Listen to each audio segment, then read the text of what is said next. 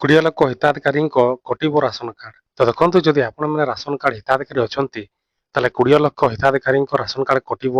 କଣ ପାଇଁ କଟିବ ଦେଖନ୍ତୁ ଭିଡିଓକୁ ଶେଷ ପର୍ଯ୍ୟନ୍ତ। ଯଦି ଆପଣମାନେ ପ୍ରତି ମାସ ରାସନ ଉଠାଉଛନ୍ତି ତାହେଲେ ଆପଣଙ୍କ ପାଇଁ ଏଇ ଖବର, ଯାହାକି 20 ଲକ୍ଷ ହିତାଧିକାରୀ ମଧ୍ୟରେ ଆପଣମାନେ ମଧ୍ୟ ଥିବେ। ତ ଦେଖନ୍ତୁ ଭିଡିଓକୁ ଶେଷ ପର୍ଯ୍ୟନ୍ତ, ଯାହାକି ଆପଣମାନେ ଜାଣିପାରିବେ ଏଇ ରାସନ କାର୍ଡ କଣ ପାଇଁ କଟିବ।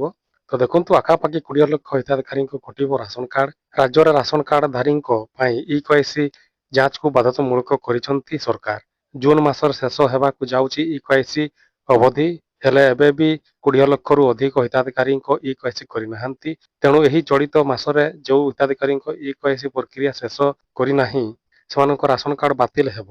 ପ୍ରାୟ 20 ଲକ୍ଷ ହିତାଧିକାରୀଙ୍କ ଏଥିରୁ ବାଦ ପଡ଼ିବାର ସମ୍ଭାବନା ରହିଛି। ଗତ 13 ବର୍ଷ ଧରି ନୂଆ ରାସନ କାର୍ଡ ଜାରି ହୋଇନାହିଁ। ନୂଆ ସରକାର ଗଠନ ହେବା ପରେ 17 ଲକ୍ଷ ନୂଆ ଆବେଦନ ପ୍ରାପ୍ତ ହୋଇଛି ବୋଲି ଖାଦ୍ୟ ଯୋଗାଣ ଖାଉଟି କଲ୍ୟାଣ ମନ୍ତ୍ରୀ କୃଷ୍ଣ ଚନ୍ଦ୍ର ପାତ୍ର କହିଛନ୍ତି। ତ ଦେଖନ୍ତୁ ଯଦି ଆପଣମାନେ ଇକେୱାଇସି କରିନାହାନ୍ତି ତାହେଲେ ଖୁବ୍ ଶୀଘ୍ର ଇକେୱାଇସି ରାସନ କାର୍ଡ କରିନିଅନ୍ତୁ।